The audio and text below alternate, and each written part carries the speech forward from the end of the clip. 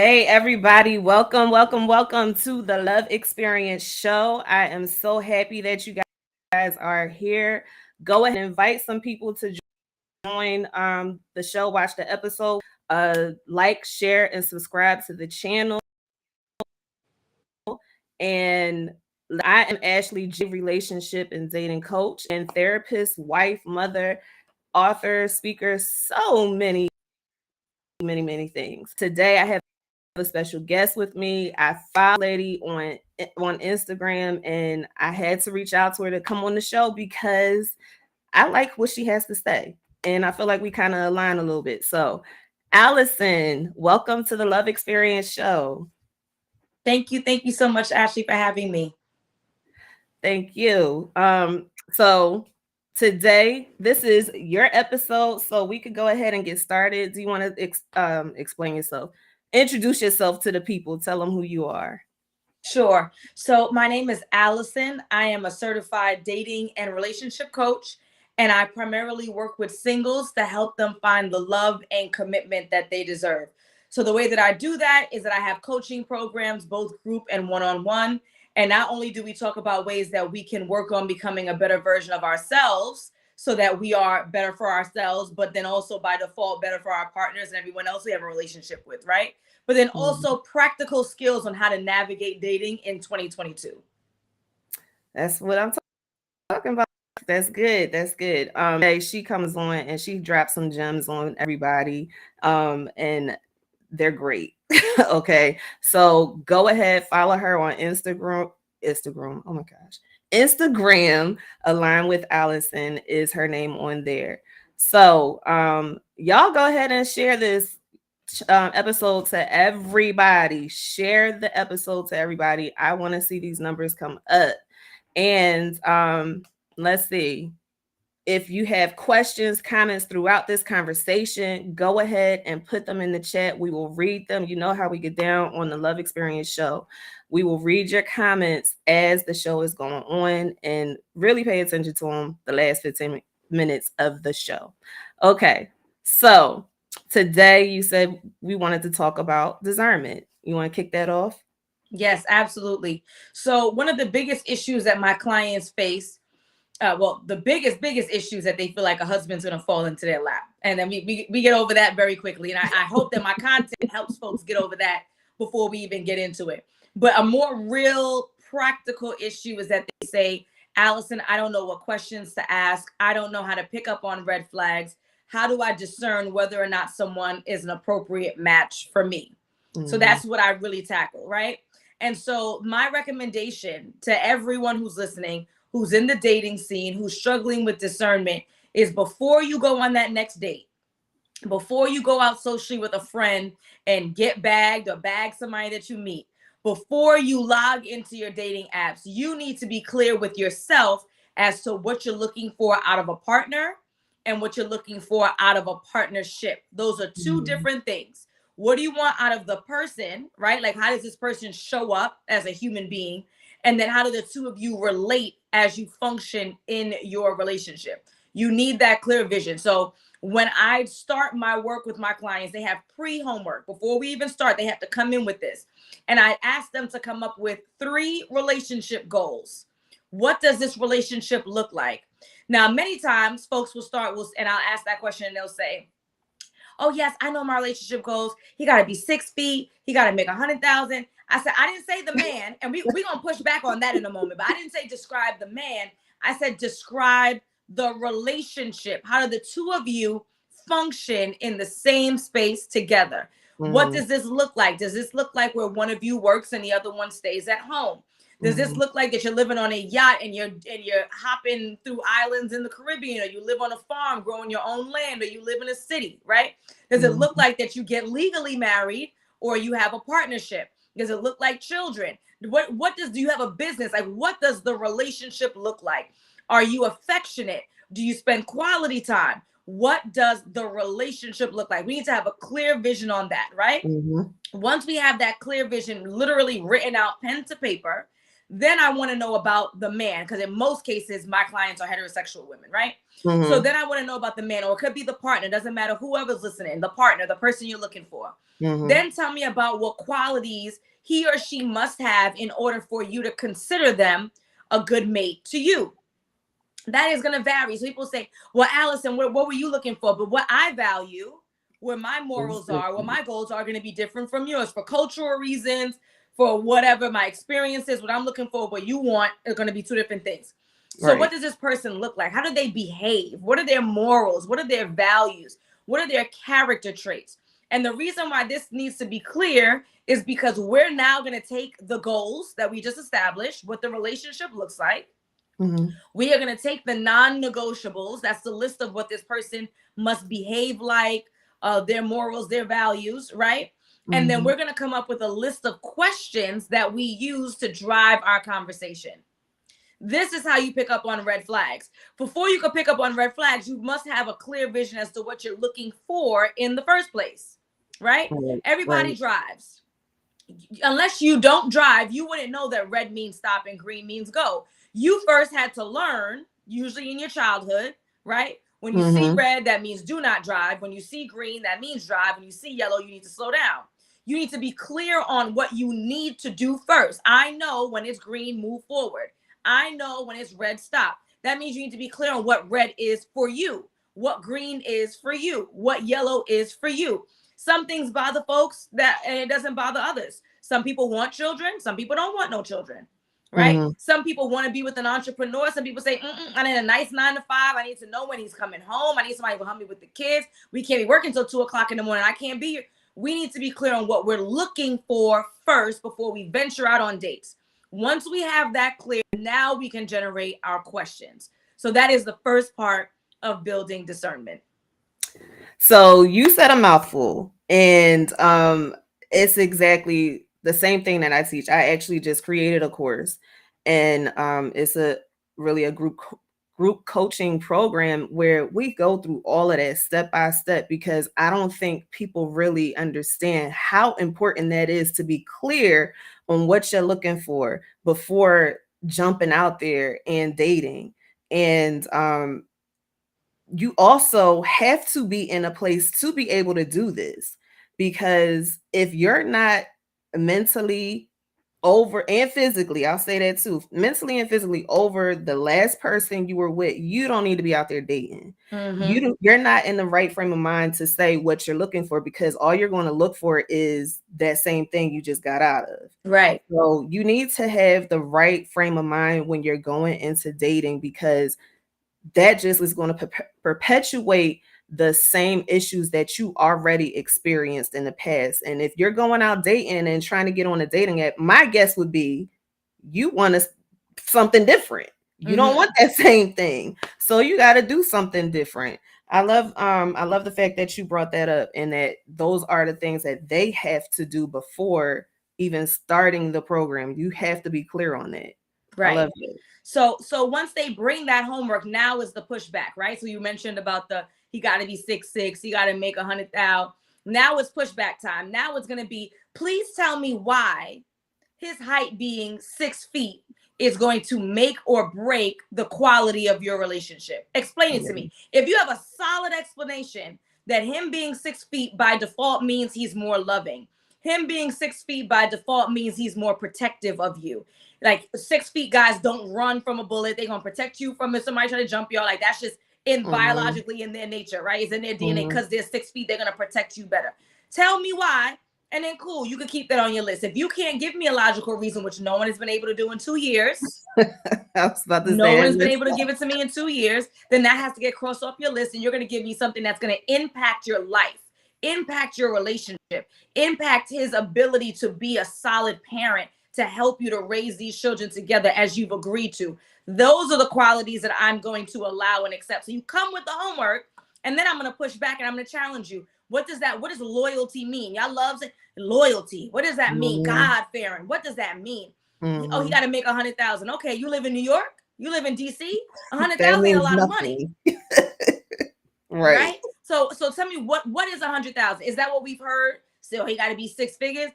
What does that really mean to your life? right? Mm-hmm. He can't make 90. If he made 72, right, and has a whole bunch of properties and is prepared for retirement, that's not good enough.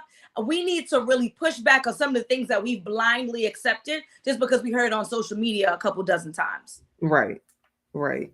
Because that's not And, the character. Somebody can make 300,000. You could be dating a doctor. You could be dating a lawyer that's a partner in a practice making 400,000. He owns 7 Lamborghinis. He's super in debt. He has mansions that the maintenance bill is beyond God's imagination, right? And they're not financially sound. So we really need to do an analysis on why are the things that you say are important, why are they actually important? How do they impact your relationship? And how do they impact your life moving forward? right. And I would love to know, okay, so if he's not making that money, but he's a amazing man, takes care of you, does everything that you want, is that really going to break the relationship up? If you're giving him this time now, so why can't you continue to give that time and then y'all build together? I would really love to hear women's answers to that.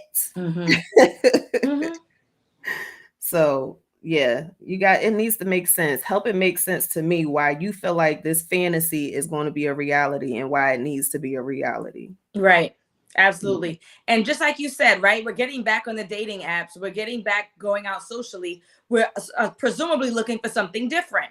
If you're looking for something different and you're not taking a different approach, then how is that going to work for you? Like clearly, whatever you've been doing, like let's say we've been dating since college, since 18. You've been dating for 20 years. Nothing has changed. So clearly you need to take a different approach. Right. Excuse me. Thank you. You're welcome. Yeah. I was just having this conversation with someone earlier and they gave me an excerpt from their book to read. And I was reading it and the stuff that he was dropping was good.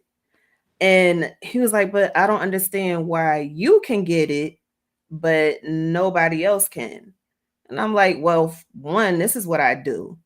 I'm a couples therapist. I understand what you're saying. This is some of the things that I talk to my clients about. Relationships, this is me. This is what I was made to do. So I can get what you're saying, but what you're saying is not for everybody. And it depends on a woman's maturity level, whether she is going to be able to change the way she's been working and getting things together and seeing these men. If she's really ready to change that habit, then boom, what you're saying to her is correct. But if she's not there and she doesn't believe like, okay, well, I don't need to change, then she's not going to get it. And she's not going to switch up and continue to fall in that same pattern. Well, see, but you know what, though? I'd like to say the fact that he says, like, how come you get it and no one else does? Everyone did not read the excerpt. Everyone does not understand, right? So it's his responsibility to continue to date and to assess who's an appropriate match for him, who he finds reasonable, who aligns with his beliefs. If he would have met you, Ashley, before you were married, or met me before I was married, we had the same belief system. We were still reasonable human beings. We would have been able to relate, and maybe you and I would have went in a different direction, right? But the point is that just because he's met 3 women, 5 women, 7 women, 10 women who don't align, it doesn't mean that, have 4 billion women across the world doesn't agree with him. So when you have a belief system, when you have something that you know is reasonable, when you have something that you know that you can sustain in terms of relationships and what you expect, just because the first couple of dozen aren't in alignment with you doesn't mean that we all don't understand or we all don't appreciate. It's now his responsibility. I'm again assuming if he's a single man, it's his responsibility to continue to date, to find women who are in alignment with him. I was doing a live earlier and a gentleman asked me, well, what do you think is an appropriate split financially in a household between a man and a woman? And I said, there's no answer to that. What's appropriate to me may not be appropriate to you, may not be appropriate to the next person. Some people 50-50, some 70-30, 60-40, 100-0. It's not about what is like a standard. It's about finding people who agree with your standard. You think 50-50 is cool? Find somebody and date somebody who's 50-50. We here trying to change people's minds about what men should be doing and what women should be doing. Find the man or the woman who agrees with you. Right. Absolutely. That's absolutely true. When my husband and I, right after we got engaged, we discussed this. We discussed those things that will help our household run. Okay, we split the bills up. You give this amount, I give that amount to pay our bills, keep a roof over our head. We talked about all of that stuff. Now, that before I got married, before I even met him, that was never a consideration. I never thought about that. I just thought, okay, well, you pay your bills, I'll pay mine. That was never a consideration. So I'm glad that you brought that up because everybody needs to consider that. I don't think it's thought about at all, really. Mm-hmm. Um, the simple things. Everybody just thinks about the fairy tale. Mm-hmm. Oh, I want this man to take care of me. Well, what are you going to do? Mm-hmm. What are you going to bring to the table? You got to do something too. He's not just, Right. he could be with anybody if he wants to, but if he's choosing to be with you, you need to bring something to the table Mm-hmm. and stop living in la la land. I agree. And that's something to the table. I know that there's like this insinuation that that's a financial question. Sometimes it is. Again, it depends on the individual who's asking, but it needs to be something, right? Like Mhm. we're not mindless. So this person's not a slave to you and just delivering without any kind of reciprocity. So there has to be something. It could be financial, it could be emotional, it could be supportive, it can be whatever, but there Mhm. has to be something that you're delivering. Now, I can say for me, and I'm relatively a newlywed. We've been together less than or married less than 2 years. I can say for me that things have been easy. I can't lie. I just show up as myself, and so Mhm. I can't necessarily articulate to you off the top of my head what I bring to the table, but I know that my husband's happy. You know why? Because I check in and I ask, and then Right. I pay attention to the things that make him happy. He likes when I cook. I'm not really a fan, but it's more important to me that he's happy. So I'm going to cook a little bit more than I would necessarily like to. There are things that he knows that I appreciate. And I don't, Mhm. he keeps it up a good front. I don't know if he wants or doesn't want to do it, but he shows up too. And it's not hard. And that's why we have to go back to making sure that we are in appropriate relationships. If you are Mhm. busting your behind to make this person happy, that probably means that you're not a good match. Yeah. It probably means you should be able to show up for the most part as yourself and do just what you normally do. You're a Mhm. person who normally likes to keep a house tidy. You don't need to do it because someone requires it, quote unquote, from you, right? So you need to date people who will appreciate that. If you're a person who shows up financially, that's what you do. Then you're going to date somebody who appreciates that. Like, I think we work way too hard trying to convince folks what they should and should not do, should and should not believe, instead of going through the process of asking the right questions based on our particularly outlined goals and desires to assess whether or not this person is in agreement with you, not whether or not they're in agreement with some kind of societal standard. Mhm. Absolutely. Um, I can tell you that right there is a major piece. Showing up for just as you are. Like everybody puts on this front. Everybody uses their representative, and a lot of times the representative is held on to and married, and then yeah, totally different person than what you presented yourself in being, and then your partner is left looking at you like, okay, so who is this? Like, I don't even know this person. Like, you don't do anything. You just lay around, watch TV, whatever it is that you stop doing. What you do to get the person, you have to continue doing it to keep them Mm-hmm. because that's what they know you as. That's what makes them happy. That's what made them choose you. Right. That is, yeah, so good. And congratulations on making it 2 years. Thank you. Thank you very much. Almost there. Almost there. Almost. Okay. Mm-hmm. That's good. Um I appreciate this conversation that we're having because so many people need to hear this and understand it. So thank you for this. Absolutely. So once we're clear, right, we have that clear vision as to what we're looking for in a partner. We have a clear vision as to what we want out of a partnership. Those things are exclusive. They're not the same thing. It's like a Mhm. resume, right? You have your checklist of, okay, this person has this much experience, 5 years doing this, 10 years doing that, this level of education. You have the checklist. That doesn't mean that once you hire this person for the job, that they're a good match, a good cultural match for the company, right? So you did Mhm. the interview and they check off all the roles and responsibilities. Once they start, it may not be a good match. So what they want out of a partner is the resume checklist, and the partnership is whether or not the two of you can function in that space together, wanting the same things. You have that. That's clear. You then have your list of questions. What are the questions that you're going to ask that will get you to whether or not this person fulfills these requirements that you may have, right? Again, depending on what your goals are, depending on your non-negotiables for this person, the questions are going to vary. I can say for me, one thing that was very important to me, my partner be hardworking. So I have my list of non-negotiables. Hardworking is on the list. I work super hard. I come from a Caribbean background where work is one of like our top values, right? After being a Christian, you got to be a hard worker. You can't just roll over and be sleeping at 7 p.m. and just chilling and living off the government. That's unacceptable, right? And so if I were to be dating again, knowing I have this non-negotiable, I'm asking questions around your work.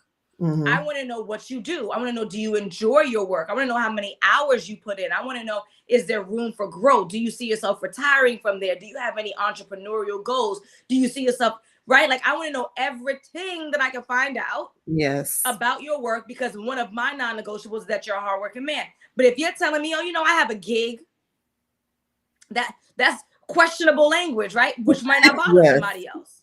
Somebody else who also has a gig, don't mind gigs, right?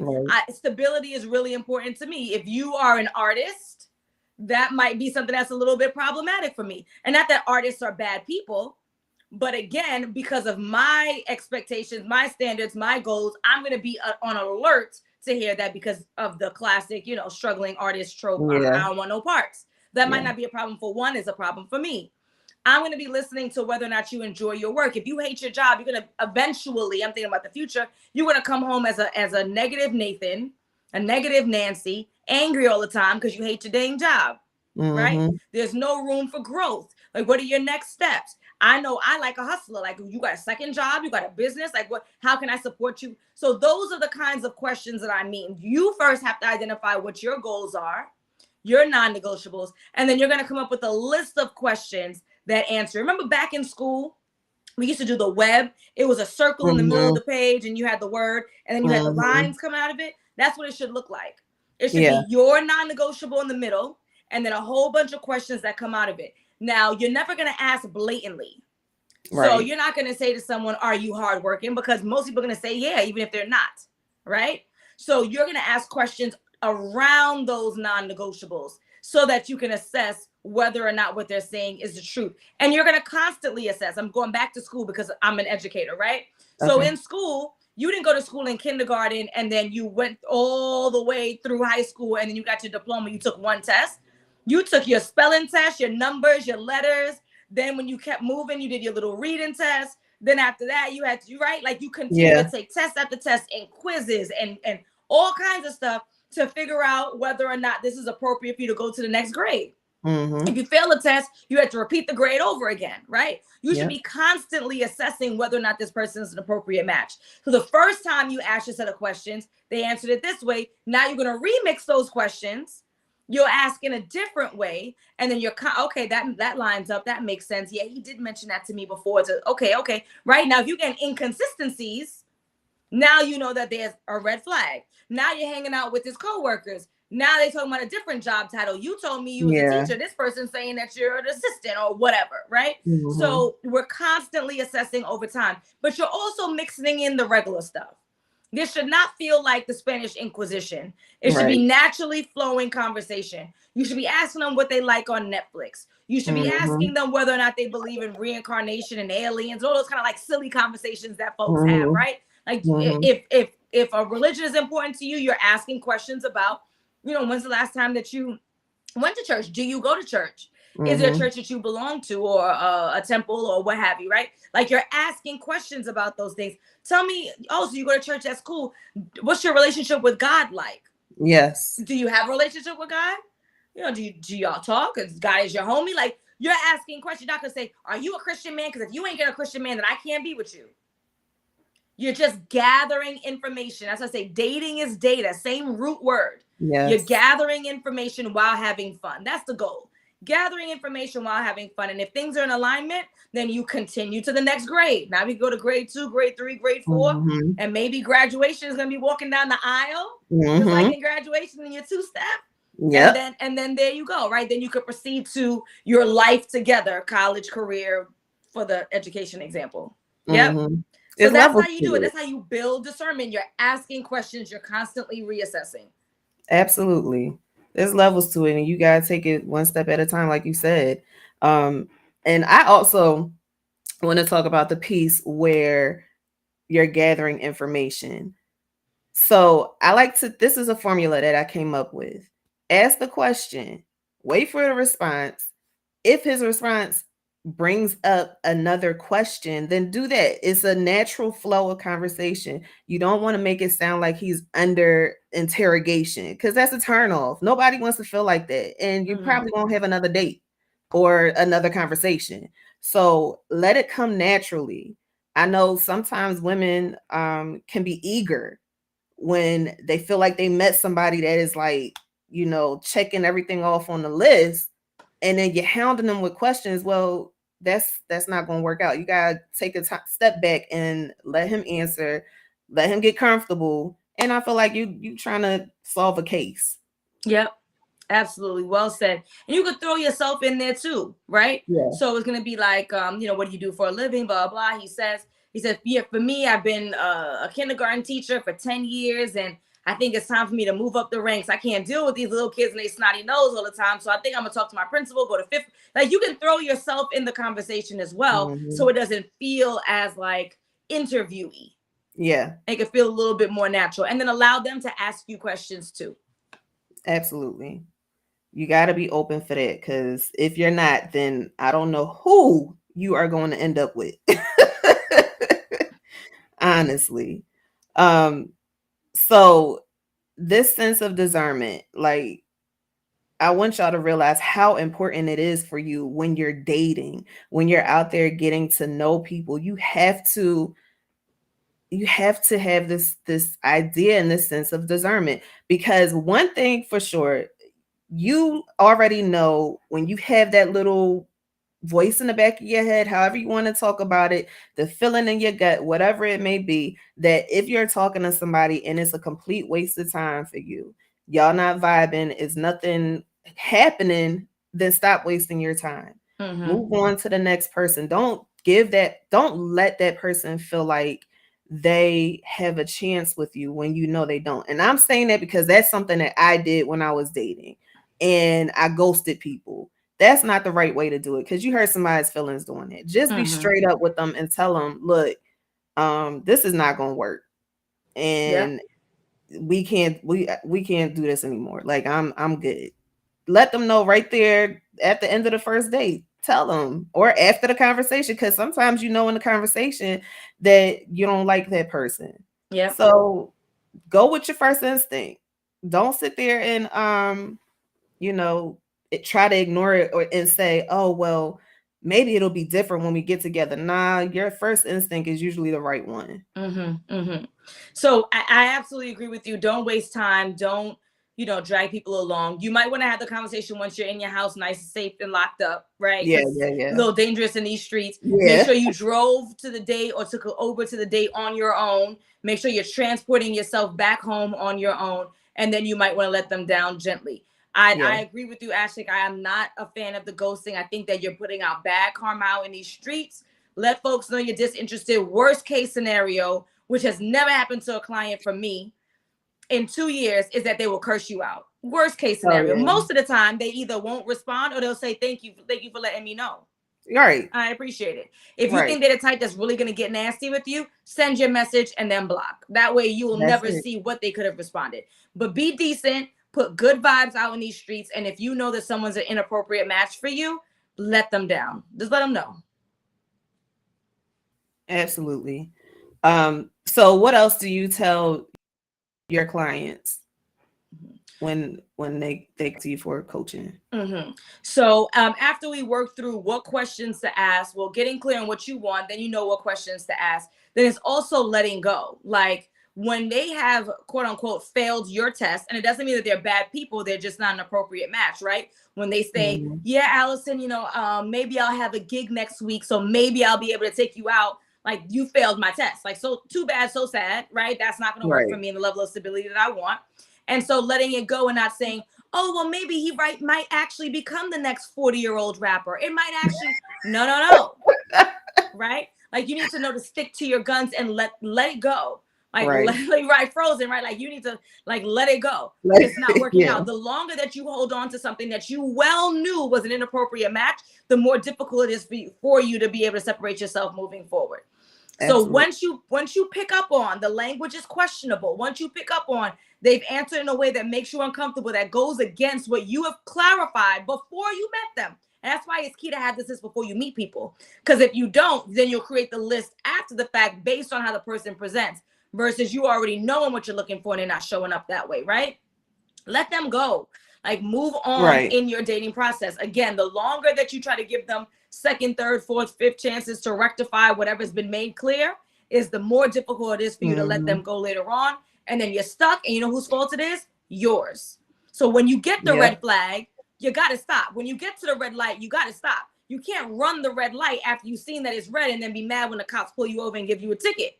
You did that to yourself. You picked up, we taught you right now how to pick up on the red flags. Now it's up to you to actually stick to them. Let it go. So that's the next part of the process when I work with clients. Oh, yeah. Absolutely. And you know what?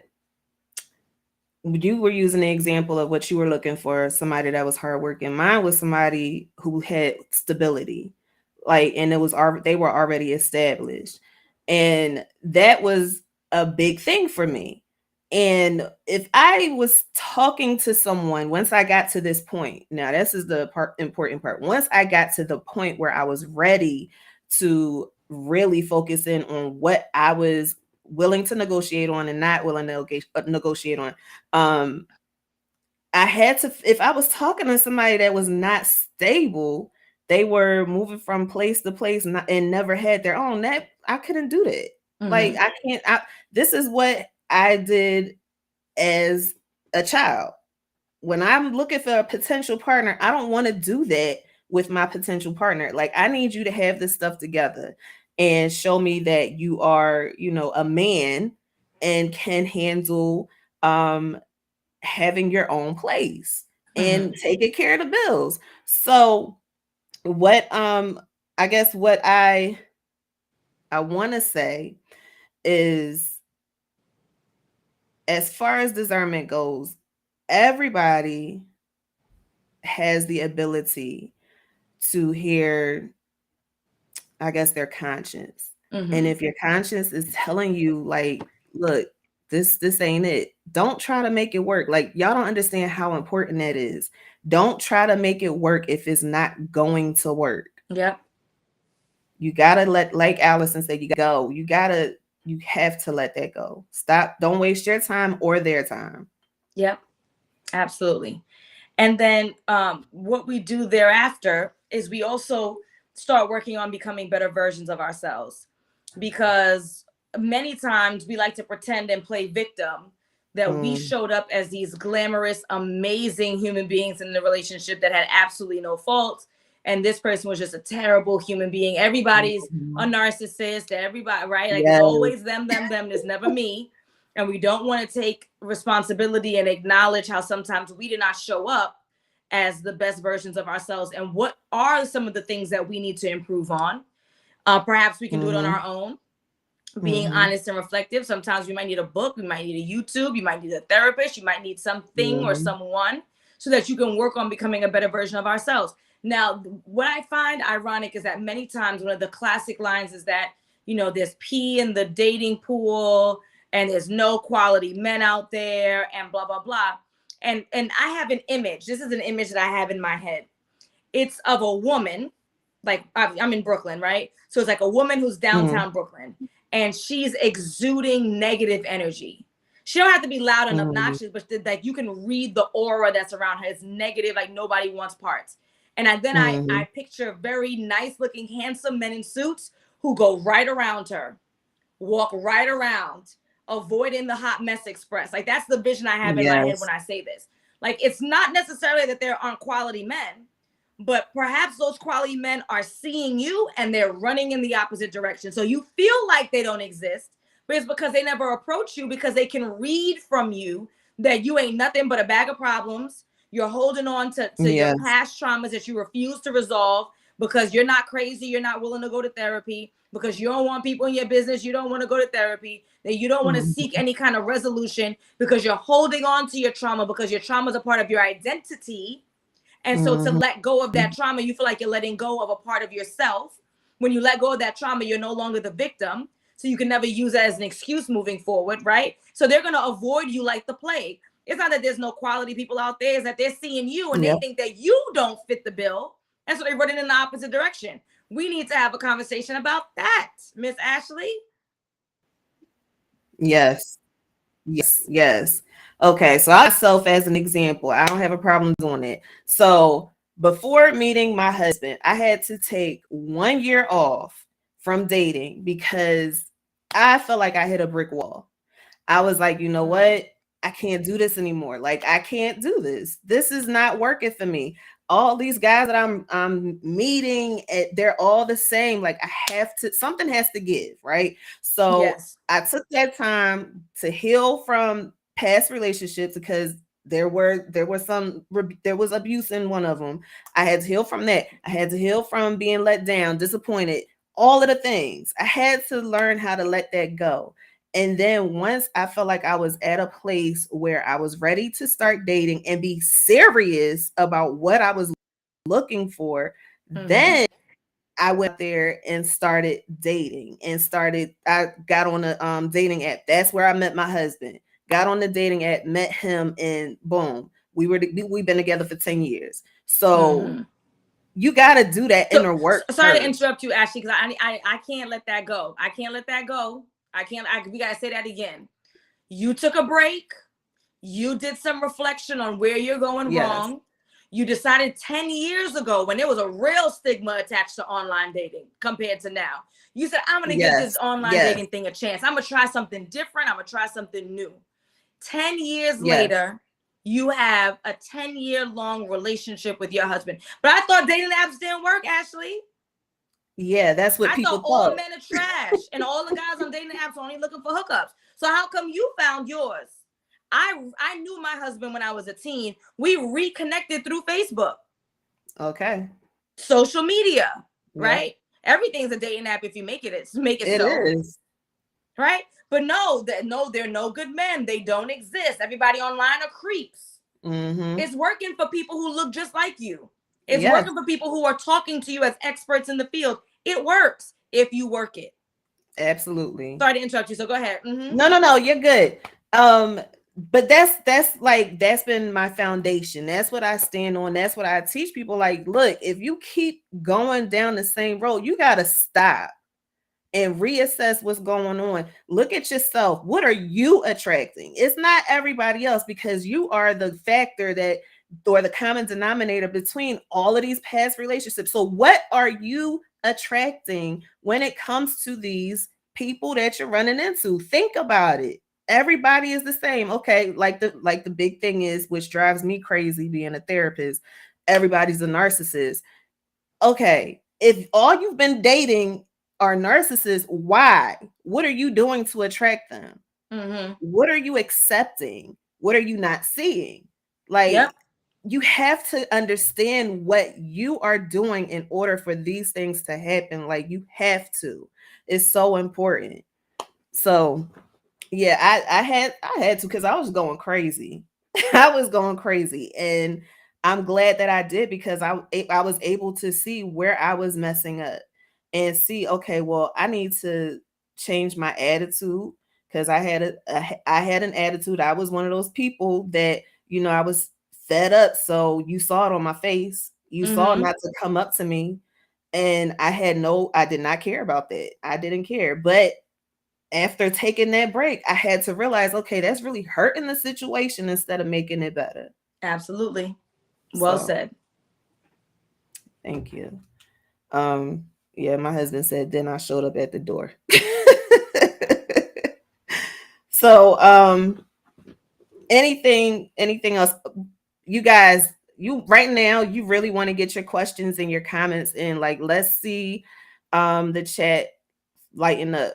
Get your questions and comments in so that you can ask us. You got two dating and relationship coaches right here. Ask your questions. Okay. So what else? What else do you want to share with the people? Mm-hmm.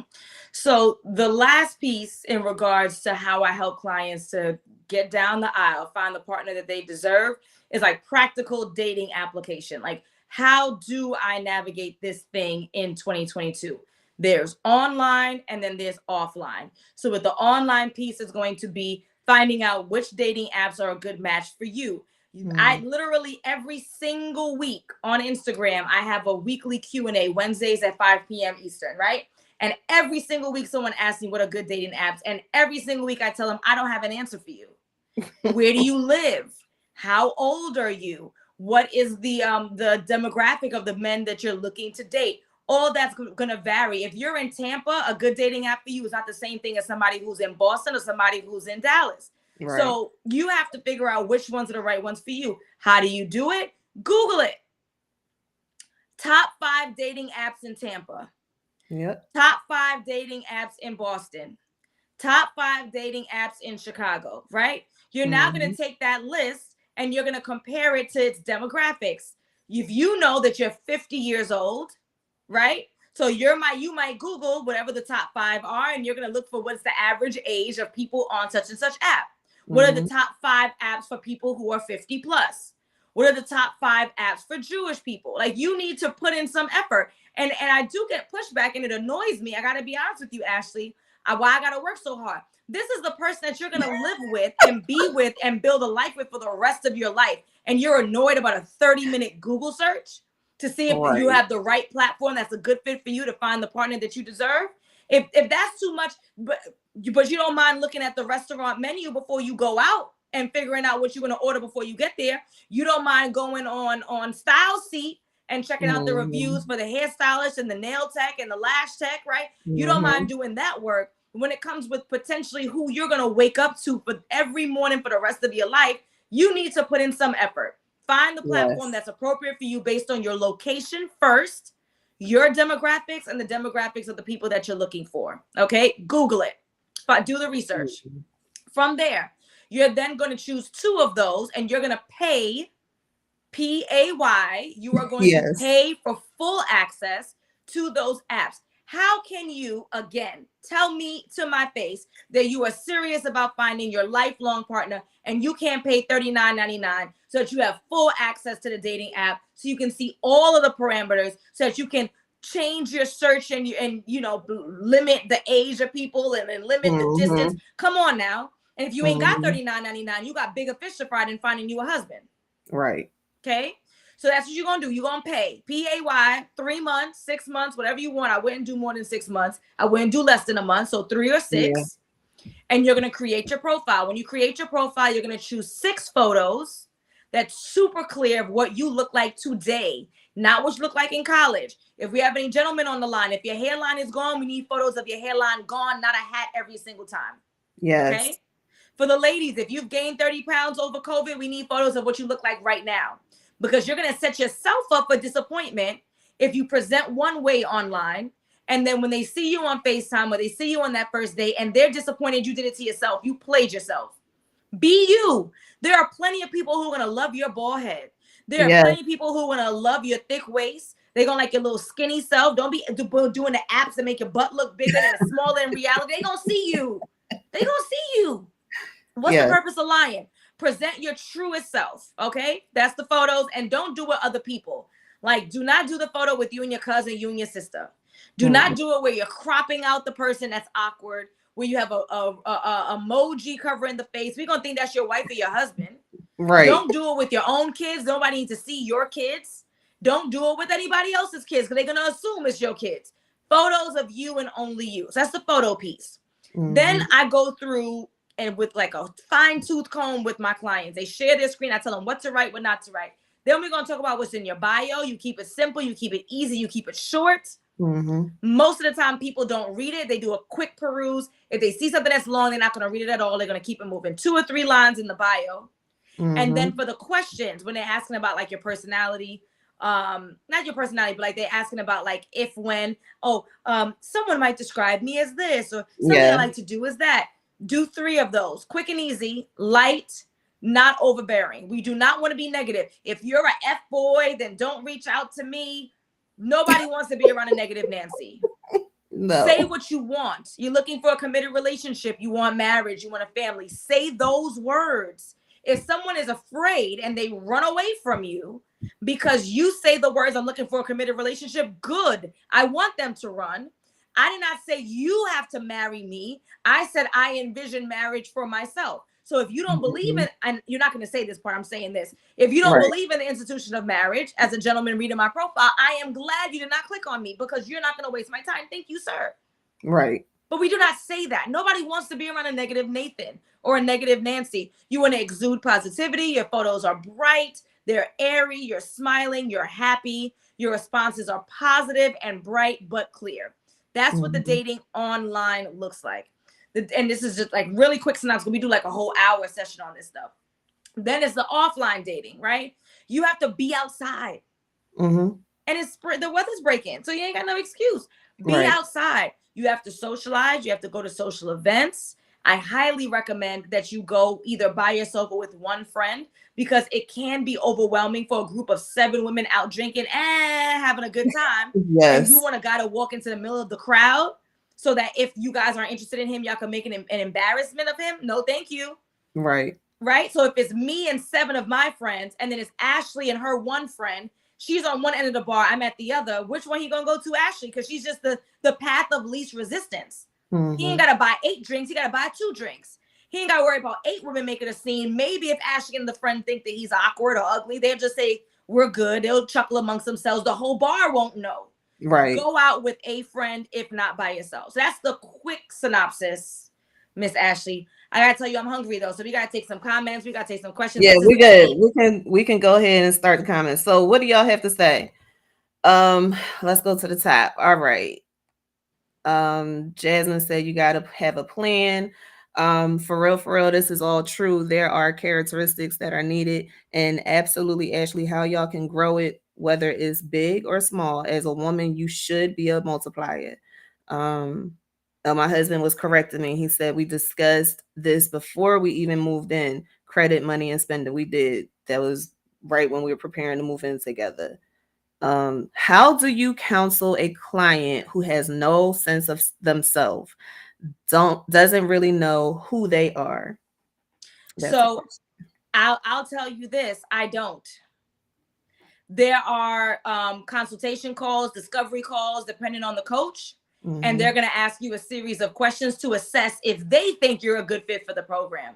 And if Mhm. you're lacking a sense of self, then what they're going to do is recommend a list of therapists. I have my therapist that's on my like preferred list that I'd recommend that you see first. And then once you go through that process or program, whatever that might look like, and you feel prepared that you have a sense of identity, then you would come back to me. But again, just like we said in the beginning of the broadcast, you need to know exactly what you're looking for in a mate. That means you have to know your own goals, your own values. So you have to have a sense of self and what you want first. So what I would say is, I don't think that you're a good fit for the program yet. Have you considered going to therapy to have a better sense of self and what you're looking for and what you desire? But you have to have that from the beginning. And if you don't have it, it's okay. I'd refer you out. And then when you're prepared, you can come back. All right. Next question. Does this list take away from it being organic, like an interview versus a conversation to assess, as you mentioned? I'm not opposed, just curious. Mm-hmm. So, right. That's why I said you're going to throw in your regular questions too, right? And Mhm. your questioning should feel organic. That's why I said we're not going to say, are you hardworking? Are you financially sound? Like, I'm never going to ask questions like that. What do you do for a living is an organic question. Even if you didn't know that the reason why I'm asking you that is because I'm really trying to assess whether or not you got a job, right? And you're Mhm. stable. The average person would ask the other average person, what do you do for a living? Do you enjoy your work? The other person wouldn't be able to tell that in the truth of the matter is that you're assessing them, right? If I'll give you another example, because hard working is the one I always come up with. Another one that I had was like respect for others. That I'm not going to ask you questions about. I might just observe it, right? Mm-hmm. So when we pull up to the ballet, do you throw the keys at the dude, right? When the waiter messes up your order, do you make a big scene about it and get nasty? When it's time for us to leave the parking lot, do you catch an attitude with the attendant? So I'm paying attention. So some things are not questions. Some things are going to be observable over time, and I take note. So it's not going to come across as an interview if you are mindful of the way that you ask the questions. And as I said, you throw in some regular stuff too. Yep. When do you ask about their credit? For me, I'm not asking about someone's credit until we are like before he becomes my man. I'm not asking about blatant things like how much money do you make and do you have good credit, unless I think that this is going in a direction of a relationship. So I wouldn't ask that in the first month, 2 months. If I've decided like, oh, I really like this guy, he really likes me too, like this is a two-way street, then we're going to start having the conversations of, okay, I think I want him to be my man. So now we need to get a little bit more serious about what we discuss. But I absolutely would not ask that too early in the game. You can relatively pay attention to their behavior and tell by the way that they're spending many times either what their credit is or like close to like ballpark or what direction is going in. I wouldn't be too hung up on credit. Credit could change in 6 months. Yeah. I'm paying attention to your spending habits. I know that you are a middle school teacher and you're driving a Lambo. Where's this money coming from? You're spending money on lavish trips. But then when one day we came to your apartment, you turned on the lights and electricity was off. I don't need to know your credit score. I'm paying attention to your behaviors. Yeah. I love how you said display your truest self. The problem is we have to learn how to fall in love with the inside of a person instead of the exterior. Watch Shallow Hal. Okay. So thank you guys so much for your questions and your comments. Thank you, Allison, for joining me tonight. You guys. But wait, actually, I need to respond to that. Oh, sorry. It's okay. Right. So this is the thing, right? That comment reminds me of when people say, you know, you should love me for who I am. I don't know you, right? So I can't love you if I don't know you yet. Attraction matters. Appearances matter because that's going to be the initial attraction for me to then come up to Ashley and say, hi, Ashley, my name is Tom. Do you frequent this establishment? Then Ashley will respond. And then as I get to know Ashley, I realize not only is she a beautiful woman on the outside, she's a beautiful woman on the inside. We have to be practical. Yes, your external appearance does matter because that's going to be like the line. I'm not really a fisherman, but like a line, right? And then whether or not I decide to reel you in will be based on your core values and who you are as a person. But your external does matter initially. And so you should present how you are and who you are from the get-go in the beginning. So the person does know what they're getting, at least initially, and then we can build from there. But to pretend that looks don't matter would be silly at best. Yeah. Yeah. Thank you for that. If you guys don't have any more questions or comments, then we will go ahead and let Allison go so she can eat. Please. But I thank you guys for watching. Go ahead and share this video with everybody you know who's dating so that they can get the tea on how to get through this situation smoothly. And y'all go follow Allison on Instagram at, well, like her name says, at Align with Allison. That's where you can follow her at. Thank you again so much for coming on here tonight. And I really enjoyed our conversation. And I know that you're successful just by the stuff that you were sharing with us tonight. Thank you, Ashley. I really appreciate you sharing your platform with me. I hope we were able to drop some gems on some folks and they can make some positive changes so that they can find their husband like we found ours, or we were found by them. I know people are very particular about that language. Whatever. We found each other. All right. It's 2022. We found each other. So hopefully they can be, you know, in a happy, fulfilling, loving relationship, marriage, what have you. Yes. All right, y'all. So you know what to do. If you want to be on the show, go ahead and DM me. Let me know. And I only got one question for you. What is your love experience? I will see you guys next week with a whole new guest and another great episode.